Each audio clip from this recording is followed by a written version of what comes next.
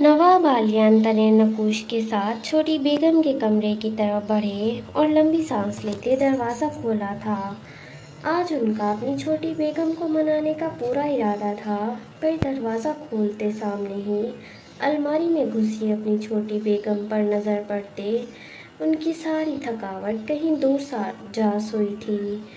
अब दिल इस छोटे वजूद की तरफ अब दिल इस छोटे वजूद को अपनी बाहों में भरने के लिए पागल हो रहा था। बल्कि आज वो अपनी छोटी बेगम की सारी नाराज़गी ख़त्म करके इसके पोर पोर पर अपनी शिद्दत के निशान छोड़ना चाहते थे। नवाब आलियान रोशाल की तरफ एक ही जिस्म में बढ़े, पर अपनी बीवी की बड़बड़ सुनते गहरा मुस्कुराए थे, जो नवाब आलियान के कपड़े ठीक करते खुद से ही बातें कर रही थी। आने दो इनको, छोड़ूंगी नहीं, मनाना आता नहीं और बड़े नवाब बने फिरते हैं अपने आप को। नवाब आलियान की एक कमीज़ बड़े सलीके से फोल्ड करके रखी थी। नवाब आलियान अपनी बीवी की सीरत और उसके मासूम शिकवों पर अश अश कर उठे थे। आए ज़रा बताती हूँ इनको, एक फ़ोन नहीं किया, कब गए शहर से बाहर ये नहीं बताया। नौकरानियाँ अब बताएंगी मुझे कि मेरा शोहर हवेली में नहीं है। ये शिकवा करते अपनी नाक पर उंगली फेरी थी। वहीं नवाब जी ने अपना कहकहा रोका था। दिल किया था कि अपनी छोटी बेगम को पकड़ते उसके फूले हुए आरिस को शिद्दत से चूमते ये बताएं कि वो इस वक्त कितनी क्यूट लग रही है। अगली बात पर तो नवाब आलिया ने बमुश्किल अपना कहकहा रोका था। बात ही ऐसी बेबाक की थी उनकी छोटी बेगम ने। कुछ नहीं होता इनसे, सारी सारी रात मुझे बिस्तर पर रखा है, ऐसी खौफनाक शिद्दतें ढाई हैं मुझ पर। कमरा तो लरसता है, साथ ही मैं भी लरस जाती हूँ। हर हिस्से पर अपना बेबाक लम्स छोड़ा है, लेकिन अफसोस एक बच्चा नहीं दे पा रहे मुझे। अब ये मेरे करीब आए ना, बोलूँगी इन्हें कि अगर इतनी शिद्दतें ढा रहे हैं ना तो बच्चा भी डाल दें, अगर नहीं डाला जाता तो मेरे करीब ना आए। आते ही मुझ पर भूखे शेर की तरह टूट पड़ते हैं, पर होता कुछ नहीं नवाब जी से। ये बोलते वो उनकी शॉल फोल्ड करके रख रही थी। नवाब आलियान तो बस आंखें बड़ी किए अपनी छोटी बेगम की खामोशी से पीछे खड़े इल्ज़ामात सुन रहे थे, जो उनको बुरे लगने के बजाय उनके जवान जज्बात को तूल दे रहे थे। रोशाल जो इस वक्त उलझी हुई जाने क्या क्या बोल रही थी। जरताज बेगम की बातें उसके दिल में घर किए हुए थीं। ऊपर से उसकी तबीयत नासाज थी, जो उसको भी समझ नहीं आ रही थी। एकदम उसने रुख पलटाया और आंखें हैरत से फैलीं। आप? नवाब आलियान जो उसको गहरी बेबाक नज़रों से देख रहे थे। आप कब? रोशाल इतना ही बोली थी। तभी के रूठी हुई इस वक्त वो लॉन्ग ग्रीन फ्रॉक में और बहुत ज़्यादा प्यारी लग रही थी। वाह छोटी बेगम, आपकी ये अंदाज भी हैं। ये बोलते वो अचानक से उसके करीब हुए थे। एकदम रोशाल बोली, पास ना आए। क्यों? नवाब जी ने आईब्रोज खाकर पूछा था। वो अपने लहजे को हल्का सा सख्त भी कर गए थे। आपसे कुछ नहीं होता, ये बोलती रोशाल खुद भी हैरान हुई थी। वो ऐसे बेबाक लफ्ज़ कैसे बोल रही थी। कहाँ मुझसे कुछ नहीं होता। रोशाल को दीवार से लगाकर अपने दोनों हाथ उसकी दोनों तरफ रखते महसूस किया था। हाँ कुछ नहीं होता आपसे बिस्तर पर। उफ खुदाया, ये मैं क्या बोले जा रही हूँ, पागल हो गई हूँ क्या? ये क्या हो रहा है मुझे? अच्छा जी, चलें बिस्तर पर, आपके रूह का हिस्सा बनते हैं और आपके नशीबो फराज पर क़यामत ढाते आपको बताऊंगा कि आपका नवाब आपको कितने बच्चे दे सकता है। वो धीमी आवाज़ में बोले थे। एकदम रोशाल को जरताज बेगम की बातें याद आई थीं। कुछ नहीं होता आपसे, बल्कि मुझसे ही नहीं होता। मैं ही गंदी हूँ, बुरी हूँ। ये बोलते वो अपने बाल आगे से नोच गई थी। اس وقت رشال کا صبر تقریباً گر چکا تھا، شاید اس کی حالت ہی ایسی تھی۔ پاگل ہو گئی ہیں کیا؟ نواب عالیان رشال کا چہرہ پکڑتے دھاڑے تھے۔ رشال روتے ہوئے ایک دم اپنے سر کو پکڑتے نواب عالیان کی باہوں میں جھول گئی تھی۔ نواب عالیان کے تو ہوش اڑے تھے، ان کا دل منہ کو آیا تھا۔ چھوٹی بیگم! وہ ایک دم سے چیخ رہے تھے، نم آنکھوں سے ان کی باہوں میں جھولتی رشال کے چہرے کو تھپ تھپاتے ہوئے۔ ایک ہنستی کھیلتی لڑکی ان کی باہوں میں ہوش و خرد سے بیگانہ پڑی تھی۔ رشال کے زرد عارض کو ہاتھ سے چھوتے، جو ہر وقت لال انار بنے ہوتے تھے، آج ایک ہی لمحے میں وہ مرجھا سے گئے تھے۔ رشال! وہ اس کو اپنی باہوں میں اٹھاتے دروازے کی طرف چیختے ہوئے بڑھے تھے، کہیں میری چھوٹی بیگم کو کچھ ہو نہ جائے۔ اب صحیح معنوں میں نواب عالیان کی سانس نکلی تھی۔ ایک ہاتھ سے انہوں نے رشال کو باہوں میں اٹھایا ہوا تھا اور ایک ہاتھ سے کال ملائی اور کمرے سے باہر نکلے۔ پرویز علی! میرا چاپر تیار کرو۔ وہ فون پر دھاڑے تھے۔ اتنی بڑی حویلی تھی نواب عالیان کی، کوئی عام انسان تھوڑی تھے وہ، حیدرآباد کے نواب تھے، ان کا سب کچھ اپنا ہی تھا۔ نواب عالیان اب اپنی چھوٹی بیگم کو مضبوط حصار میں بھرتے تیزی سے نیچے کی طرف بڑھ رہے تھے۔ ایک دم شمسا جو کچن سے نکل کر مین ہال سے گزر کر باہر سرونٹ کوارٹرز کی طرف جا رہی تھی۔ رات کے 2 بجے کا وقت تھا، لیکن ایک دم اپنے نواب صاحب کو دیکھتے وہ رکی تھی، جو رشال بیگم کو اپنی باہوں میں بھر کر باہر کی طرف بھاگ رہے تھے۔ یا اللہ خیر! یہ چھوٹی بی بی کو کیا ہوا؟ شمسا دادی جان اور زرتاج بیگم کو بتانے اندر ان کے کمرے کی طرف بڑھی تھی۔ نواب عالیان تقریباً تیز قدموں کے ساتھ اپنی رشال کے چہرے پر نظر ڈالتے ہیلی کاپٹر کے پاس پہنچے، جہاں پہلے ہی ان کے گارڈز اور پرویز علی کھڑا تھا۔ نواب صاحب، سب تیار ہے۔ رشال کا چہرہ نواب صاحب نے دوپٹے سے ڈھکا ہوا تھا اور اس کے وجود کو اپنی شال میں ڈھانپ کر خود میں بھیجا ہوا تھا۔ نواب عالیان اس کی بات سنے بنا ہی چاپر میں بیٹھے اور 1 منٹ میں چاپر فلائنگ بھر چکا تھا۔ پورے راستے نواب عالیان نے رشال کے چہرے کا طواف کرتے بچوں کی طرح اس کو اپنے سینے میں بھینچ رکھا تھا۔ وہ بار بار اپنے لب بے قراری سے اپنی بیوی کے ماتھے پر رکھ رہے تھے۔ 3 سے 4 منٹ میں ہی ہیلی کاپٹر ہسپتال کے آگے اترا تھا۔ نواب عالیان رشال کو اپنی باہوں میں بھرتے ڈاکٹر کے کمرے کی طرف بھاگے۔ اس وقت ان کے ہوش مکمل اڑے ہوئے تھے۔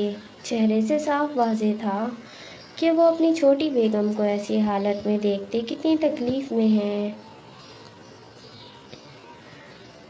ڈاکٹر کے کمرے میں جاتے ہی نواب عالیان نے فوراً رشال کو بیڈ پر لٹایا اور اس کے بکھری آوارہ لٹوں کو کان کے پیچھے اڑسا تھا اور صحیح طرح دوپٹہ اس پر پھیلایا تھا۔ ڈاکٹر تعبیر، میری بیوی کو چیک کریں اچھی طرح سے، انہیں کچھ ہونا نہیں چاہیے۔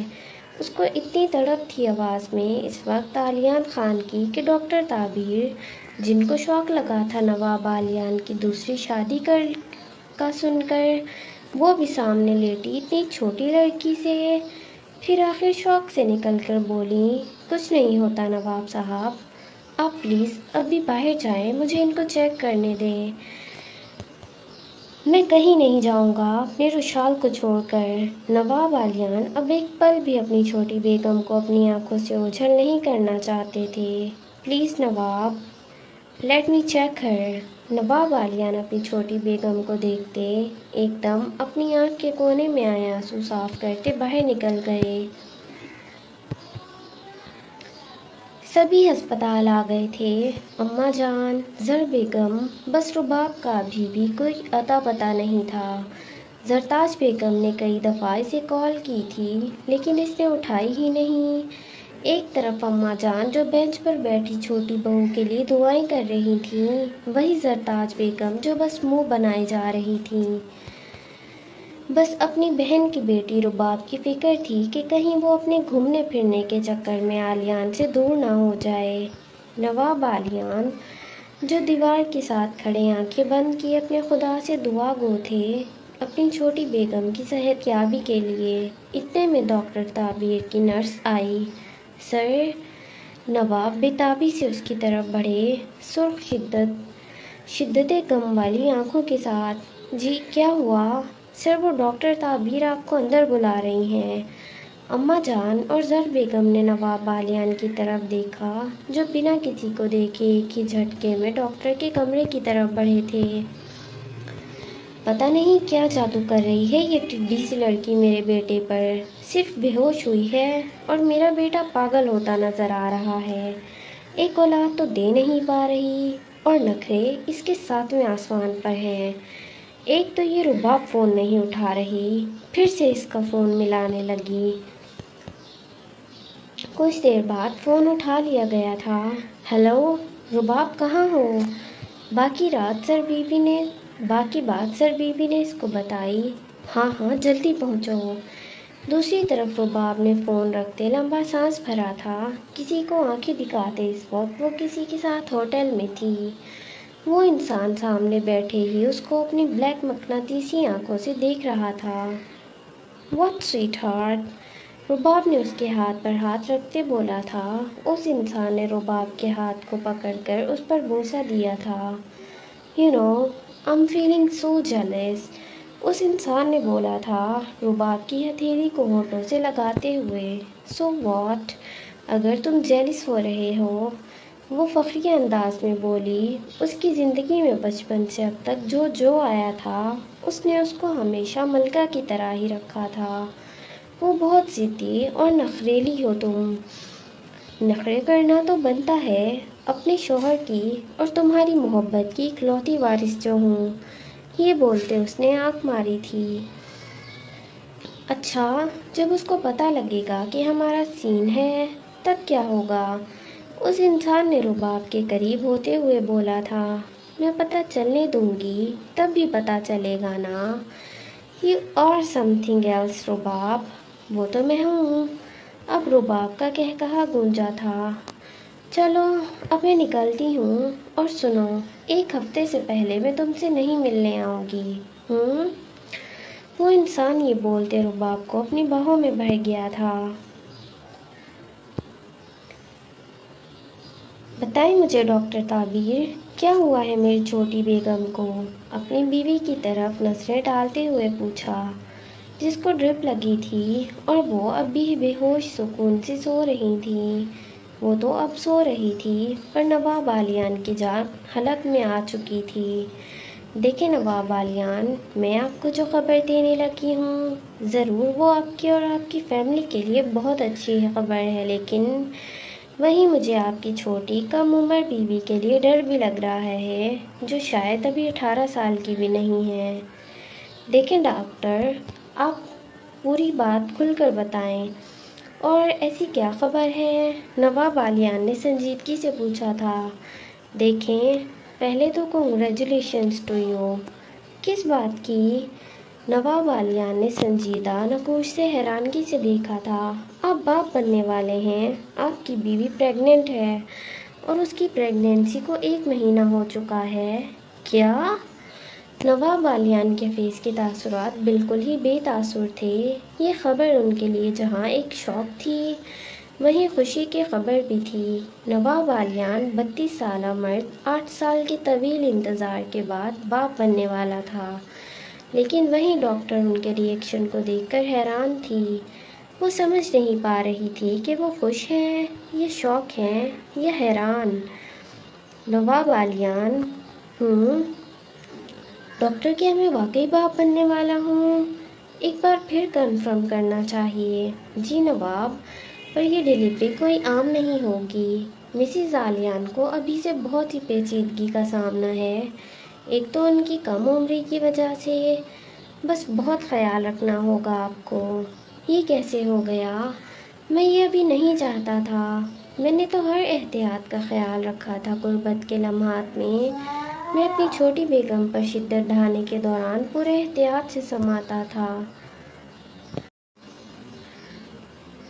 नवाब साहब ने रुशाल से शादी तो कर ली थी, लेकिन जब उनको ये पता लगा था कि वो महज 17 साल की है और उसको इस उम्र में उनका बच्चा पैदा करना है आगे चलकर, तो शादी के बाद गुर्बत के लम्हात में उन्होंने अपना हक लिया भी और छोटी बेगम का हक उनको दिया भी था। लेकिन इस बीच उन्होंने पूरा ख्याल रखा कि जब तक रुशाल 18 से ऊपर की नहीं हो जाती वो उसको माँ नहीं बनने देंगे, क्योंकि वो जानते थे कि वो खुद अभी बच्ची है। वो भी 32 साल के मर्द की गुर्बत ही बर्दाश्त कर ले तो वो ही बहुत है। वो अभी से बच्चा कैसे पैदा करेगी? एक तो खुद छोटी सी है, ऊपर से गुड़िया की तरह नाजुक है। इसीलिए उन्होंने सेफ्टी का ख्याल रखा था। लेकिन ये सिर्फ नवाब आलियान ही जानते थे कि क्यों रुशाल पिछले 4 महीने से माँ नहीं बन सकी थी। खुश हूँ या अपनी छोटी बेगम के लिए परेशान। एक तो वो छोटी है, ऊपर से जो डॉक्टर बोल रही हैं। आलियान, तूने तो इतना ख्याल रखा था, फिर कैसे? वो अपने माथे पर हल्का हल्का हाथ मारते सोचने लगे। उफ आलियान, वो डेरे में गुजारी रात जब मैं बिना सोचे समझे रुशाल के वजूद का हिस्सा बना था, तभी। Dam, shit shit. क्या हुआ नवाब Aliyan? You not looking happy, doctor ताबीर ने पूछना चाहा।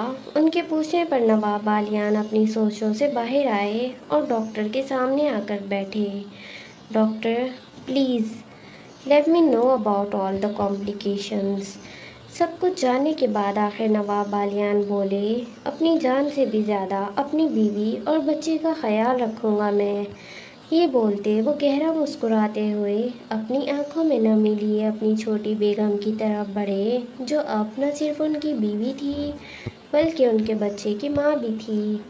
वो उसके पास गए और उनके सर पे झुकते अपनी छोटी बेगम के हसीन चेहरे का तवाफ करते रुशाल के माथे पर बोसा दे गए थे।